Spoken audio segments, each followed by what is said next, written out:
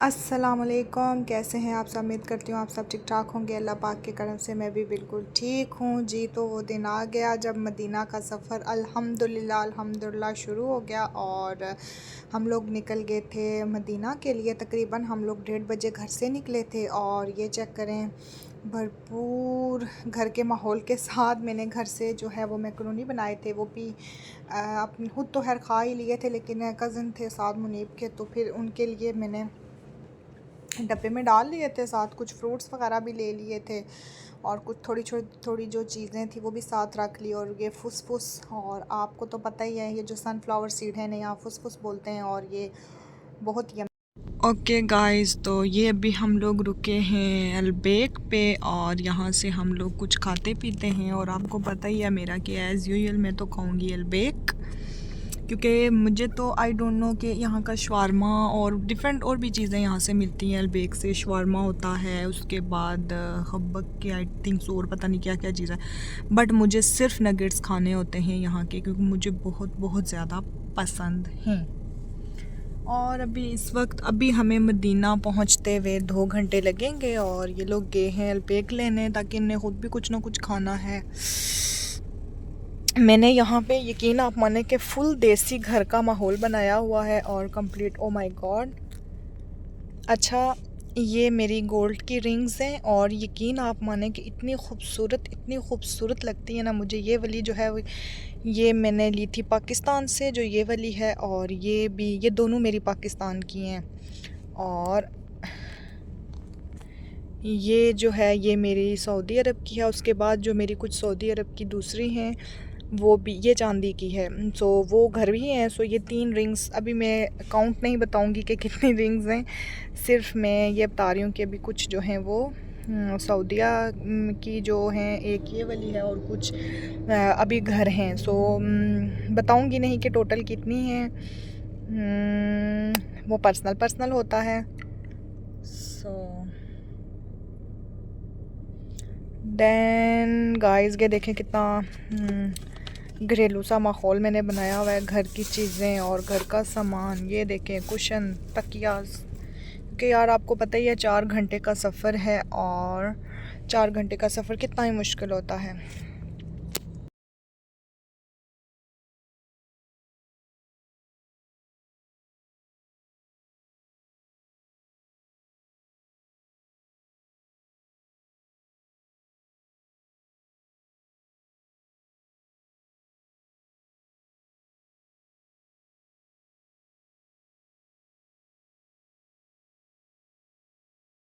और ये तकरीबन मदीना से पहुंचने से तकरीबन 2-2.5 घंटे पहले की जगह थी। आई डोंट नो इसे क्या बोलते हैं, जहाँ पे हम लोग रुके थे खाना खाने और हमने खाया था अलबेक। आपको तो पता ही है मुझे तो हर जगह यही पसंद आता है। और साथ मैंने ये डाइट फ्री जो ड्रिंक है वो ली थी, और मतलब डाइट वाली थी जो शुगर फ्री, और ये ली थी। और फिर हमने बैठ के अलबेक वगैरह खाया और नमाज़ वगैरह भी यहाँ पे ही पढ़ी थी हमने।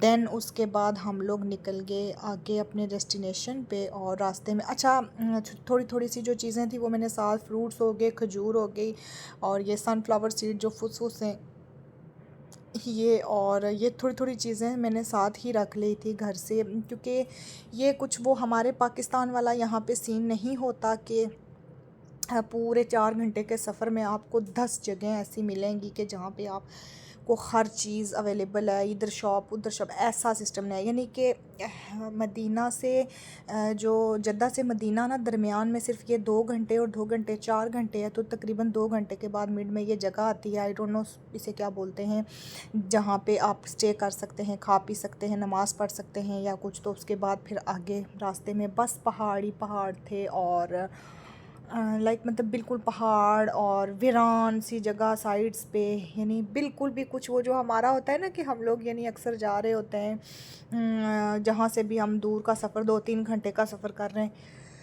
या 3-4 घंटे का सफ़र 5 घंटे का सफ़र कर रहे हैं, तो वो रास्ते में आपको जगह जगह पे दुकानें, जगह जगह पे फ्रूट्स की रेहड़ियाँ, समोसे पकोड़े, ये वो ऐसा सब कुछ ना यहाँ पे नहीं होता है। यहाँ पे रास्ते में सिर्फ बस एक कह लें आपके ऐसे लाइक ना बिल्कुल वही जगह आ रही थी, और वहाँ से फिर हमने कुछ थोड़ा बहुत और लिया और चल पड़े अगले अपने डेस्टिनेशन की तरफ। तो बस दिल में एक ऐसे क्या कह लें आपके क्या ही था कि मैं आपको क्या ही बताऊं कि वो खुशी क्या होती है। अल्लाह पाक हर किसी को वहाँ जाना नसीब करे। और बस अभी हम लोगों को तकरीबन शाम हो चुकी थी और हम लोग मदीना में इंटर कर चुके थे। यानी बहुत लंबा सफ़र था। बस मैं थोड़े थोड़े क्लिप्स लेती रही हूँ और बीच में रास्ते में कुछ टाइम में सो भी गई। और मदीना बस हम लोग इंटर कर चुके थे और फिर भी रास्ते में अभी पहाड़ थे ना, तो यानी कि मदीना बहुत ही ऐसे इतना कोई बहुत बड़ा जो है ना शहर नहीं है। यानी जैसे जद्दा का बहुत बड़ा एरिया है, शहर है, ऐसे मदीना नहीं है। मदीना मतलब पहाड़ है और पहाड़ों के दरमियान में ऐसे बीच में लाइक मदीना का सिस्टम है। तो बस फिर हम लोग पहुंच गए थे और फिर मैं जागी हूँ और मैंने सोचा कि कुछ ना कुछ थोड़ी थोड़ी वीडियो और भी बनाई जाएं, क्योंकि मैंने सोचा था कि इंशाल्लाह कंप्लीट जो है वो मैं वीडियोस बनाऊंगी। लेकिन आपको पता ही है कि जब फैमिली हो साथ तो फिर थोड़ा सा ना ऐसे प्रॉपर तरीके से बंदा वो चीज़ें नहीं मेंशन कर सकता। और साथ अभी अब मैंने अपने व्लॉग का इतना वो भी नहीं किया हुआ कि मैं एक यूट्यूबर हूँ, क्योंकि जब आप एक कह लें आपके एक ना एक अचीवमेंट ले लेते हो ना, तो उसके बाद फिर आप सबके सामने इजीली आप अपनी व्लॉगिंग कर सकते हैं। तो फिर मेरा ऐसा नहीं था कि मुझे अभी ऐसे अभी वो एक झिझक सी होती है कि मैं एक बनाते हुए थोड़ा फैमिली है तो अवॉइड करती हूँ, कोई कुछ भी बोल सकता है। तो फिर इस वजह से मैं लाइक ऐसे बनाती हूँ कि थोड़े थोड़े क्लिप्स ले लेती हूँ। जहाँ मुझे मौका मिलता है तो वो मैं अच्छे वाला बना लेती हूँ, जहाँ पे नहीं होता तो वहाँ पे फिर मैं थोड़े थोड़े से ऐसे ना बना ही लेती हूँ। ये हम लोग मदीना में एंटर कर गए थे और हमें तकरीबन टाइम हो गया था 7 बजे तकरीबन हम मदीना पहुँचे थे। यानी 1:30-2 बजे हम घर से निकले थे और आधा घंटा तो हमें वहाँ पे वैसे लग गया था बीच में, जहाँ हम लोग रुके थे रिफ़्रेशमेंट के लिए, खाना वगैरह खाने के लिए। और यहाँ तक हम फिर तकरीबन 7 बजे, तो हमने सोचा कि सबसे पहले जो है वो हम हरम में ही इंटर होते हैं और वहाँ पे ही जाएंगे। और उसके बाद जब हम लोग हरम में गए तो फिर मेरे साथ एक ऐसी प्रॉब्लम हो गई कि वो तो लाइक मेरी ज़िंदगी का ऐसा था कि बस मैं कह रही थी कि ये क्या हो गया, लाइक मैं मदीना भी आई हूँ और मेरे साथ क्या हो गया। यानी मैंने पता है परमिट के साथ ही आपको रियाजुल जन्ना में जाने देते हैं। मेरे तो माइंड में था नहीं, क्योंकि मेरे हस्बैंड ने कहा था कि ये जब कोरोना के बाद ये सब जैसे मक्का में ख़त्म कर दिया है वैसे मदीना में भी ख़त्म कर दिया है। आप इजीली रियाजुल जन्ना जा सकते हैं, तो कोई प्रॉब्लम नहीं है। तो हमने भी चेक वगैरह नहीं किया, ना किसी से पूछा, तो हम भी इसी तरह चल पड़े। अब जब यहाँ पहुँच आए तो फिर हमें पता चला कि ऐसा तो कोई बात नहीं है। और वो भी अपॉइंटमेंट सॉरी वो जो आपने परमिट लेना पड़ता है वो भी आपको महीने बाद 2 महीने बाद डेट मिल रही है। मेरे हस्बैंड को तो 22 की मिली। बहुत मुश्किल है। यहाँ तो नहीं है, चलें यहाँ इंटर तो हो गए, लेकिन यह कि रियाजुल जन्ना में आप नहीं जा सकते।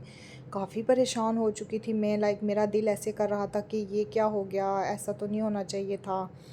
मतलब ऐसे हादसा हो जाता है ना बंदा कि इतने दूर से मैं आई हूँ और अगर मैं यहाँ रियाजुल जन्ना में नहीं जा सकी तो फिर रोज़ा रसूल पे नहीं जा सकी तो फिर क्या। फिर मैंने खुद को सोचा कि शायद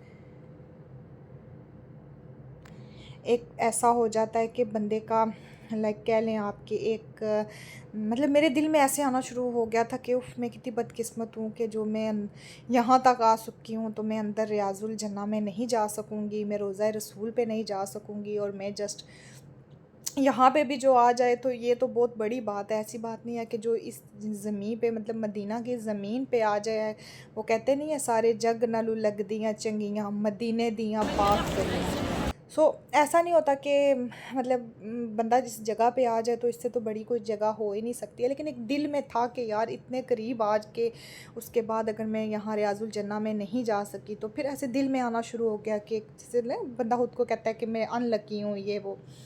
देन उसके बाद फिर मैंने सोचा क्या हो सकता है, तो जो मेरे हस्बैंड के कज़न थे साथ उनने बोला कि आप भाई बोलते हैं कि आप एक काम करो कि आप चले जाओ, तो लक चला लो, अगर हो सकता है कि बगैर परमिट के आपको जाने दिया जाए।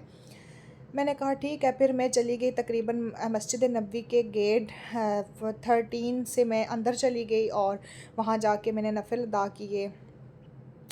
उसके बाद ऐसे ना ये लोग मुझे छोड़ के चले गए हरम में ही और मैंने वहाँ जाके नफल अदा किए। वहाँ मैं नफल अदा कर रही थी। नफल अदा करने मतलब जब मैं कर रही थी ना तो मैं दिल में एक ही चीज़ थी कि नहीं यार मैं यहाँ आई हूँ तो प्लीज़ अल्लाह जी प्लीज़ मैं अगर आई हूँ तो मैं वहाँ जाए बग़ैर यहाँ से वापस ना जाऊँ। तो वही बात है कि इतनी पाक जगह बैठी हुई थी, तो फिर ऐसे मेरे साथ ना वो ईरान की थी ना, एक तो लड़की ही थी, तो वो इसी तरह बैठी हुई, तो यकदम मैंने जब अपने नफ़ल अदा किए तो मैंने फिर देन उनसे पूछा ऐसे ना, ये मस्जिद नबी का आई थिंक सो गेट 13 है, 13 से गई हूँ या 10 से गई हूँ, 13 से ही आई थिंक सो।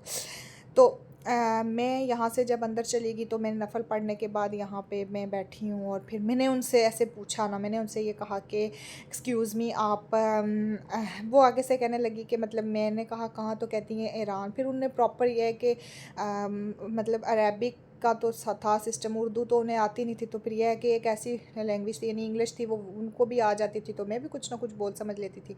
मैंने उनसे पूछा तो वो कहने लगी मैं भी नहीं जा सकी हूँ, तो विदाउट परमिट शायद नहीं जाने देते। हमने पे वहाँ पे एक क्लीनर थी जो सफाई वगैरह कर रही थी, तो हमने उनसे पूछा, तो उन्होंने कहा कि आप एक काम करें, आप गेट 27 पे चली जाएं, वहाँ पे आपको अंदर जाने दिया जाएगा विदाउट परमिट। तो यकीन आप माने कि मेरी खुशी की उस वक्त इंतहा नहीं रही। मुझे यकीन नहीं था कि मैंने कहा ऐसे कैसे हो सकता है, अगर उन्होंने मना किया हुआ है तो शायद नहीं पॉसिबल हो सकता, लेकिन उसके बावजूद मैंने कहा ठीक है। मैं और वो दोनों, वो भी कहने लगी कि मैं भी, लाइक हमारी एक्साइटमेंट हो गई, यानी यकदम हमने बात की। तो मैंने उनको बोला, मैंने कहा ये तो मिरेकल हो गया कि हमने आपस में बात की और देन हमने जाके पूछा, तो अगर मैं अकेली होती तो शायद मैं भी चली जाती। अल्हम्दुलिल्लाह अल्हम्दुलिल्लाह मैं यहाँ पे इस वक्त रियाजुल जन्ना में हूँ, और आप सब भी ज़ियारत करें। अल्लाह पाक आपको भी यहाँ आना नसीब करे, और अल्लाह पाक मुझे भी बार बार आना नसीब करे, बार बार हर साल आना नसीब करे, साल में कई बार आना नसीब करे। तो जब मैं यहाँ आई हूँ अंदर, तो मतलब मेरे साथ था जब यहाँ पे आ गई तो उसके बाद यानी ठीक है हमें अंदर जाने दिया। तो अब जो उनकी सिक्योरिटी गार्ड्स थी, तो उन्होंने ऐसे लगा दिया बंद कि अभी नहीं, आपको वेट करना पड़ेगा। तो वो जो मेरे साथ ईरान की थी वो तो मेरे साथ चली गई आगे, और उसके बाद मैं वहाँ पे खड़ी हो गई। यकीन माने लिटरली कि मेरी आंखों से आंसू आ गए। और वो जो सिक्योरिटी वाली थी, तो मैंने उनको बोला कि मैंने कहा प्लीज़ आप मुझे जाने दें, मतलब मेरी आंखों से आंसू आना शुरू हो गए। और वो इतनी अच्छी थी, इतनी अच्छी थी, अल्लाह उनकी मैं कहती हूँ कि हर जायज़ ख्वाहिश को पूरा करे। तो वो इतनी अच्छी थी कि उन्होंने ऐसा किया कि उन्होंने कहा कि इट्स ओके आप चली जाएं, और मैं यहाँ पे आ गई। सो इतना रश था, इतना रश था, इतना रश था कि यकीन आप माने कि लाइक पाँव रखने की जगह भी नहीं थी। लेकिन उस वक्त इस चीज़ का आइडिया नहीं आता। हालांकि मैं एक ऐसा बंदा हूँ, पर्सनली मैंने ये चीज़ सोची है, थोड़ी सी गैदरिंग ज़्यादा हो जाए तो मुझे चक्कर आना शुरू हो जाते हैं। मैं ऐसे मैं नहीं गैदरिंग में, लेकिन मुझे कुछ भी समझ नहीं थी, कुछ भी नहीं हुआ ऐसे ना कि इतनी गैदरिंग है, ये है, कोई सांस बंद नहीं हुआ मेरा। शायद ये जगह ही ऐसी है। माशाल्लाह माशाल्लाह माशाल्लाह। ये इस वक्त मैं रियाजुल जन्ना में खड़ी हूँ। यहाँ पे फिर मैंने दुआएं मांगी, नवाफिल अदा किए, जितने भी लोगों ने मुझे दुआओं का बोला हुआ था उनकी अपनी दुआएं मांगी। बस अल्लाह पाक हर एक बेटी को, हर एक माँ को, बहन को, भाई, हर मुसलमान को यहाँ पे आना नसीब करे। अल्लाहु अकबर। ये बहुत ही खूबसूरत, मैं कहती हूँ कि ये जन्नत है, जन्नत। और मुझे था कि ये जन्नत में मैं, और आज फिर मैंने ये चीज़ देखी थी कि नहीं यार, मुझे मेरे प्यारे नबी ने यहाँ अंदर बुलाया है और मैं आ सकी हूँ, वरना मैं तो बाहर से ही चली जाती। फिर उसके बाद यहाँ पे तकरीबन मैं मतलब कि 11:30 तक मैं यहाँ पे अंदर रही हूँ, और यहाँ पे मैंने काफ़ी टाइम स्पेंड किया यहाँ पे ही। तो फिर तकरीबन 11:30 के बाद फिर मैं चली गई बाहर। मेरे हस्बैंड ने कॉल की तो उन्होंने कहा कि आप आ जाएं, तो हम बाहर चलते हैं, क्योंकि हमें सुबह बाकी ज़ियारत भी करनी थी, जुमा भी पढ़ना था।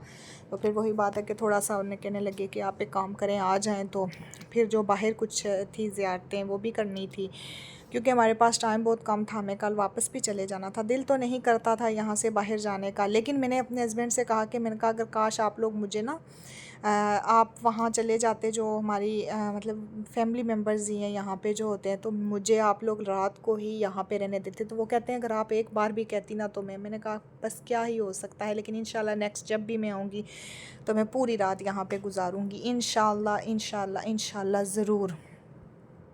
क्योंकि यार आप इतने दूर से आते हैं तो यहाँ पे आप कोशिश करें कि जितना वक्त हो सके आप यहाँ पे गुजारें।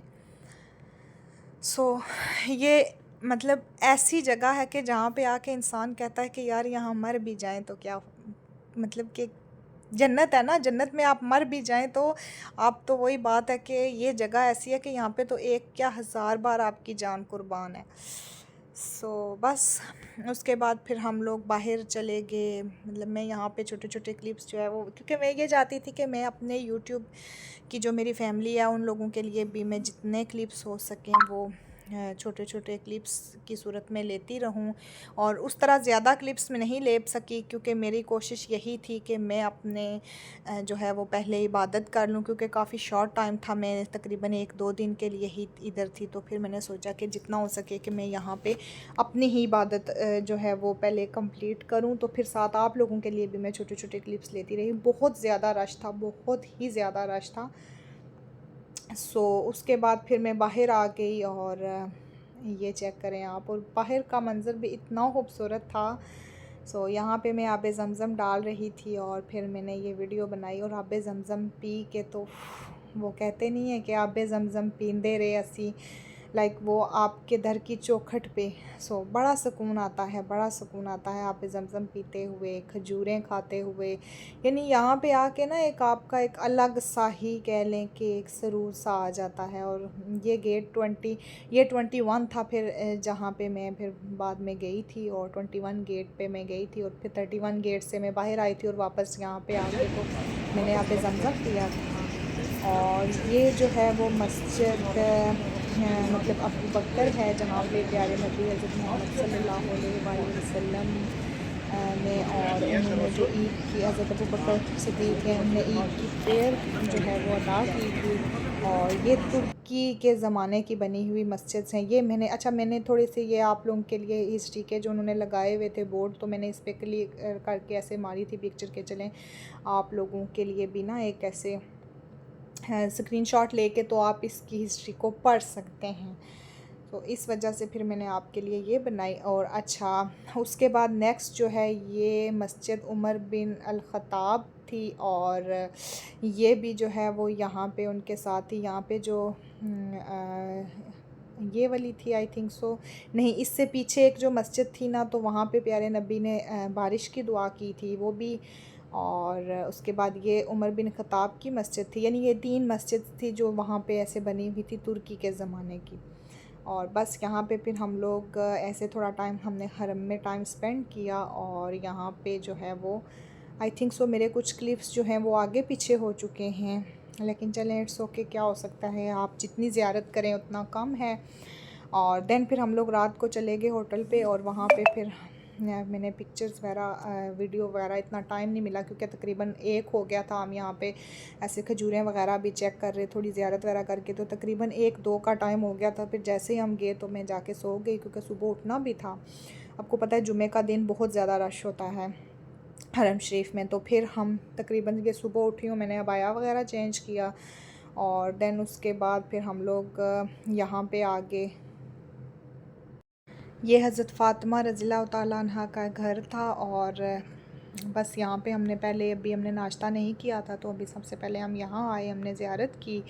और ये चेक करें आपके नबी की बेटी का घर चेक करें आप, अल्लाह अकबर, अल्लाह अकबर। हम लोग कैसे लोग हैं कि जो हम उनकी उम्मत में से हैं जिनकी ज़िंदगी इतनी सादा थी, और हम लोग आज कैसी ज़िंदगी गुजार रहे हैं, उसके बावजूद भी हम अल्लाह का शुक्र अदा नहीं करते। ये नबी की बेटी का घर है, वो नबी के जिनकी खातिर ये दुनिया बनी है, ये उनकी शहज़ादी बेटी हज़रत फ़ातिमा रज़ियल्लाहु ताला अन्हा का घर है, जहाँ पे उन्होंने अपनी ज़िंदगी गुजारी। यानी ये उनका शादी के बाद का घर है, यानी हज़रत अली के घर जब वो शादी करके गई और यहाँ पे वो लोग रहे, और ये वो घर है। अल्लाह अकबर, अल्लाह अकबर।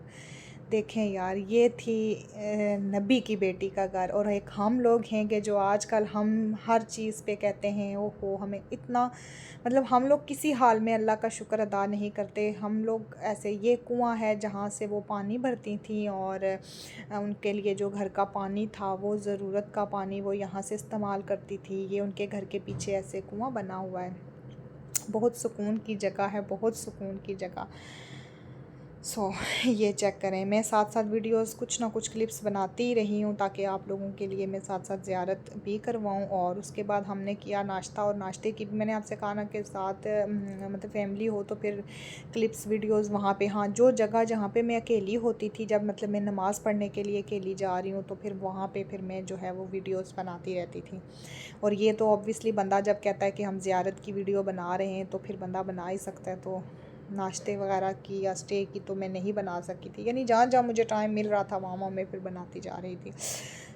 ये है जबल उखद और शुहदाए हफ्ज़ा।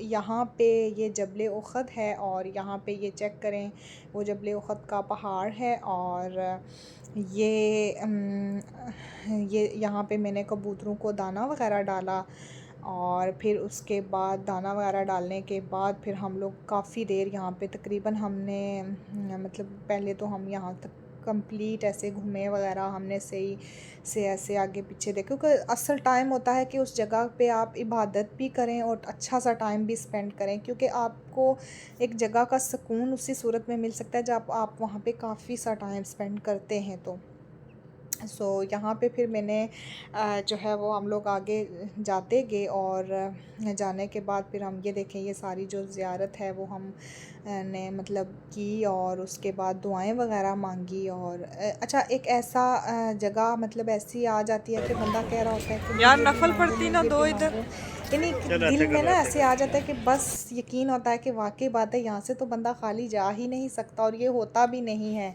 कि इंसान ऐसी जगह से खाली, हम वैसे मांगते हैं तो अल्लाह पाक हमें दुनिया की हर चीज़ देखते हैं। तो फिर ये तो जगह ऐसी है कि जहाँ पे आप कह लें कि मदीना तो मदीना ही है ना। उसके बाद फिर मैंने नफ़िल अदा किए, मैं वहाँ चली गई और यहाँ अंदर जो है नफ़िल अदा किए, नवाफिल सॉरी अदा किए। और ये चेक करें लेडीज़ वाली साइड पे मैं जा रही थी, और फिर उसके बाद मैं वापस बाहर निकली नवाफिल अदा करने के बाद, यानी जहाँ मैंने कहा ना मुझे मौका मिलता था मैं छोटा छोटा क्लिप ले रही थी। नवाफिल अदा करने के बाद फिर मैं गई, और अब हमें यहाँ से निकलना था क्योंकि हम लोगों के पास टाइम काफ़ी कम था। दरअसल हमें मस्जिद नबवी में हमें तकरीबन 11:30-12 से पहले पहले इंटर होना था, क्योंकि उसके बाद वो रश ही इतना ज़्यादा होता है कि वो गेट जो है वो क्लोज़ कर देते हैं। तो फिर इस वजह से हमें टाइम से निकलना पड़ता है। तो फिर उसके बाद हम आगे जी नेक्स्ट, और यहाँ पे जो है ये आई थिंक सो मस्जिद किबलातैन है जी। और हाँ आई थिंक सो ये वही है ना। तो यहाँ पे हाँ जी यहाँ पे हम आए, और ये मस्जिद किबलातैन। और यहाँ पे फिर मैं दूसरी साइड जहाँ पे लेडीज़ वाली साइड थी वहाँ पे, अच्छा मैं जब पिछली बार आई थी तो ये काफ़ी चेंज थी, अब काफ़ी ज़्यादा इसका ऐसे ना चेंज कर दिया है ने सिस्टम सारा। जो लेडीज़ वाली साइड थी वो दूसरी साइड थी, तो उसको फिर इन्होंने ऐसे कर दिया कि आपको लिफ्ट से ऐसे ऊपर जाना पड़ता है और वहाँ जाके आपको जो नमाज़ है वो अदा करनी पड़ती है। और यानी बहुत ज़्यादा चेंज कर दिया है इन्हें ना यहाँ पे ऐसे। अभी मैं जा रही थी ना जो अपने नफ़िल वगैरह अदा करने के बाद अब मैं वापस नीचे जा रही थी, क्योंकि मुझे मेरे हस्बैंड ने कॉल की कि आप किधर रह गई हैं, अगर हो गया है तो आप नमाज़ वगैरह कंप्लीट हो गई है तो अब आप आ जाएं। और देन उसके बाद फिर मैं चली गई। और अच्छा बाहर ना बॉटल्स दे रहे थे तो मैंने सोचा कि शायद आब ज़मज़म है, और फिर नहीं था तो फिर मैंने दूसरा पानी नहीं लिया। और इतनी देर अंदर था आब ज़मज़म, तो फिर मेरे हस्बैंड जो है वो ले आए थे। अच्छा मुझे नज़र नहीं आया कि यहाँ पे कौन सी जगह पे आब ज़मज़म था ना, तो रश इतना ज़्यादा था, यकीन माने कि इतना ज़्यादा रश था कि हिसाब ही नहीं, रश का बिल्कुल हिसाब नहीं था, बहुत ज़्यादा रश था। फिर जब मैं यहाँ से बाहर गई हूँ तो फिर मेरे हस्बैंड ने मुझे आब ज़मज़म दिया, फिर मैंने वो पिया, और साथ उसके जो खजूर हैं वो खाई। अच्छा इसके पीछे वो सामने जो है वो खजूरों के बाग हैं, लेकिन यार अब कई जगह ऐसी है ना, मैं आप लोगों को बताऊं कि वहाँ पे नहीं जाने देते ना। काफ़ी जगह ऐसी हैं, जैसे खजूर के बाग में हम पहले जा सकते थे लेकिन अभी नहीं जाने देते कुछ, क्योंकि उनका भी खैर कसूर नहीं है, ऑब्वियसली इतना रश होता है यार, ये लोगों की हिम्मत है कि इतने रश को ये कैसे संभालते हैं। और जनाब यहाँ हम आगे मस्जिद कुबा में, और ये वो मस्जिद है जहाँ पे अगर आप 2 नफल अदा करेंगे तो आपको एक उम्रे का सवाब मिलेगा।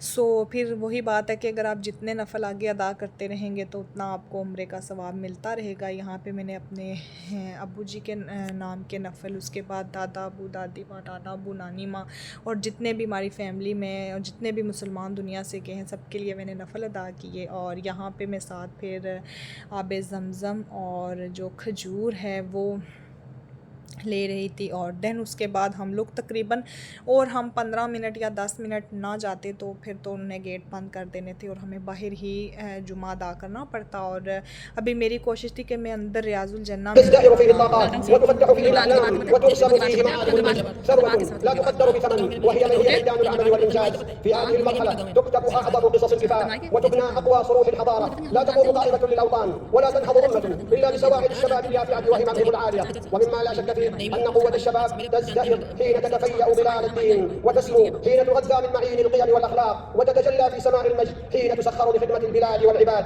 من أهدر شبابه فقد أهدر عمره كله، فهو لحظة عابرة في زمن الحياة، ومن استثمره في الخير والنفع خلد أثرا طيبا وجنى ثمارا يانعة في الدنيا والآخرة. ولا يغيب عن الأذهان أن قوة الشباب قد تتحول من نعمة إلى نقمة ومن بناء إلى هدم إذا تنكبت طريق الرحمن وتنصلت من أخلاق الإسلام وتتبعت خطوات الشيطان. ثم جعل من بعد ضعف قوة. القوة ليست في الجسد وحده بل هي مزيج من روح قوية وهمة عالية وعزيمة لا تلين. كم من جسد قوي يحمل همة واهنة وعزيمة خاملة فلا يصنع شيئا ولا يثمر عملا، يضيع شبابه ويصبح عالة على من حوله عاجزا عن بناء نفسه ومستقبله. القوة الحقيقية تنبع من روح إيمانية تشحذ بالطاعة وتعزز بالاستغفار وتثمر بالعمل الصالح. إنها القوة التي تتصل بربها فيزيدها عزما وثباتا. قال الله تعالى على لسان هود عليه السلام: ويا قوم استغفروا ربكم ثم توبوا إليه يمتعكم متاعا حسنا إلى أجل مسمى ويزدكم قوة إلى قوتكم. قال الله تعالى: ثم جعل من بعد قوة ضعفا وشيبة. هكذا تمضي دورة الحياة بحكمة الله.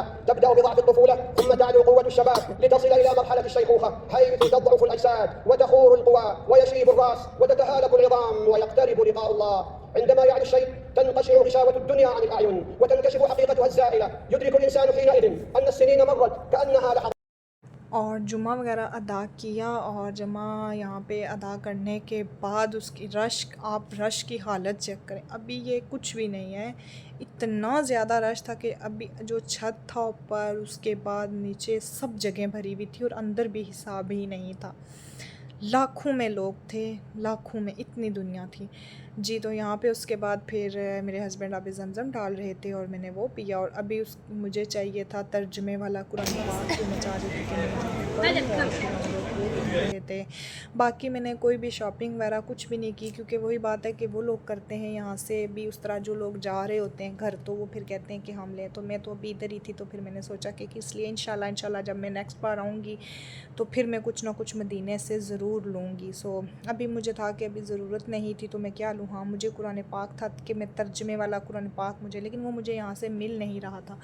फिर भी हम लोग चेक कर रहे थे कि हमें 2-4 जगहों से अगर मिल जाए तो, ये नहीं ऐसे मिल रहा था कि एक साइड पे अरबी है तो दूसरी साइड पे उसका तर्जमा। मुझे ऐसे चाहिए था कि ऊपर अरबी लिखी और नीचे तर्जमा लिखा हुआ हो। और फिर मैं वो वाला कुरान पाक जो है, मेरी मतलब एक मेरे दिल में ना आजकल एक ख्वाहिश आई हुई है कि मैं तर्जमे के साथ कुरान पाक को पढूं। और इंशाल्लाह मैं ज़रूर पढ़ा करूँगी। आज के बाद तो मैं कोशिश करूँगी कि अभी कुरान पाक तो नहीं मिला, लेकिन मैं एक सूरत का तर्जमा मोबाइल पे ही पढ़ा करूँ इंशाल्लाह। अल्लाह मुझे तौफीक दें। उसके बाद हम लोग आ गए, क्योंकि अब हमने काफ़ी टाइम, तकरीबन 3-3:30 का टाइम हो गया था, हमें वापस घर की तरफ निकलना था। और ये चेक करें आप कि यहाँ पे खजूरों की सूख थी और हम लोग जो खजूरें हैं वो लेनी थी, मतलब यहाँ रूम में भी, और यहाँ जो मेरे हस्बैंड के कज़न वगैरह भाई लोग हैं उन लोगों के लिए भी लेनी थी। तो हमने 5 किलो खजूरें ली थी, 2 किलो अपने रूम के लिए, 2 किलो उनके लिए। और रास्ते में मेरे जो हस्बैंड हैं उनके कज़न थे तो उनके लिए 1 किलो खजूरें ली। और ये आप रश चेक करें कि मस्जिद में कितना, मस्जिद नबवी में रश था। और फिर हमने यहाँ पे सलाम वगैरह किया और थोड़ी देर हम यहाँ रुके और फिर हम घर की तरफ निकल गए। और बस दिल नहीं कर रहा था, लेकिन वही बात है कि मजबूरियाँ इंसान को वो ना कहते हैं कि जाना ही पड़ता है। वो कहते नहीं है कि जो मदीने जाएगा वो फिर वापस नहीं आएगा, जब बिछड़ेगा मर जाएगा। मतलब एक वो नात है आई थिंक सो ना, कि जो मदीने जाएगा सो फिर वापस कैसे आएगा, जब मिछड़ेगा मर जाएगा सनू शहर मदीना भूलना नहीं। उफ, वाकई बात है कि नहीं भूलता, लेकिन वही बात है, मजबूरियाँ होती हैं। बस अल्लाह से दुआ है कि जो मांगा है वो ज़रूर मिले।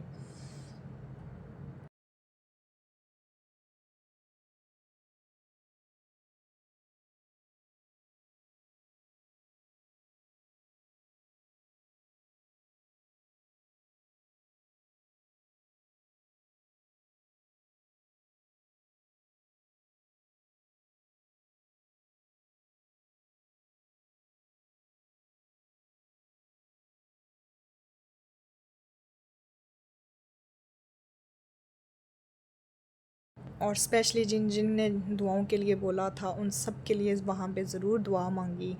और बस अब शाम हो चुकी थी और हम लोग वहीं पे ही, जहाँ पे ना हम लोग जाते हुए रुके थे, वहीं पे हम दोबारा फिर रुके और हमने वहाँ पे खाना वगैरह खाया।